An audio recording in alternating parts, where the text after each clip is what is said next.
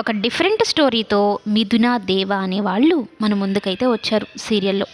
అయితే ఈ దేవ వాళ్ళ ఇంట్లోంచి వచ్చేస్తాడనమాట. ఒక రౌడీ దగ్గర చేరుతాడు. ఆ రౌడీకి ఈ దేవ చాలా నమ్మకం.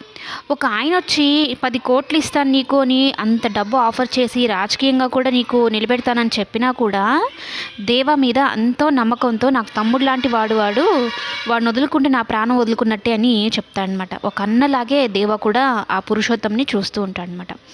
ఇక ఆయన నువ్వు ఎంత మంచి ఆఫర్ వదులుకుంటున్నావో తెలుస్తుందా, వాడు ఒక జస్ట్ కేవలం పనోడే కదా అన్నట్టు అన్నా కూడా వాడు నా తమ్ముడు లాంటి వాడని చెప్తాడు.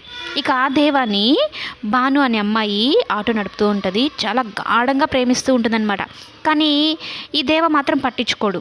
కానీ ఆ అమ్మాయికి ఎంత ఇష్టమో వాళ్ళ కుటుంబ పరిస్థితులను చూసి, అంటే దేవ కుటుంబ పరిస్థితులు చూసి వీళ్ళింటికి కోడలుగా అవ్వాలి, నేను వీళ్ళ కష్టాలను తీర్చేసేయాలి అని అనుకుంటుంది. కానీ విధి ఎలా మారిందంటే ఒక జ్యోతిష్యం చెప్పే ఆమె మిథునాకి చెప్తుందన్నమాట.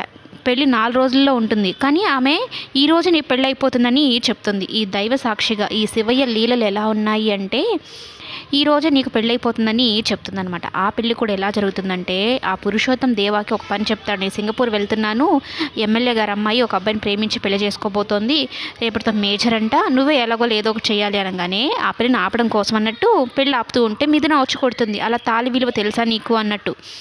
అప్పుడు ఈ దేవ ఏం చేస్తాడంటే కోపంతో ఆ మిథునని లాక్కొని వెళ్ళి దేవుడికి జరుగుతున్న పెళ్ళిలో ఆ తాళిని తీసి మిథున మెడలో కట్టేస్తాడనమాట. ఈ అమ్మాయికి అంటే అసలు బొత్తిగా ఇష్టం లేదు దేవ అంటే. ఈ అమ్మాయి కూడా వేరే అక్కడిని ప్రేమించింది, 4 రోజుల్లో పెళ్ళి. కానీ దేవ ఇలాంటి పని చేశాడు. ఈ మిథున ఏంటంటే సాంప్రదాయాలకి పద్ధతులకి పెట్టింది పేరు. ఇప్పుడు తాళి కడితే ఇంకా తన భర్తే తనకు నచ్చకపోయినా అని ఇంకా అబ్బాయి వెనకలనే వెళ్ళిపోతుందనమాట, ఇష్టం లేకపోయినా. ఏంటి తాళితో సంబంధం లేకుండా అసలు నువ్వెవరో నాకు తెలియదు, నా వెనకాల రాకు అన్నట్టు వాళ్ళిద్దరి మధ్యన ఆ చిన్నపాటి గొడవ అయితే జరుగుతూ ఉంటుంది.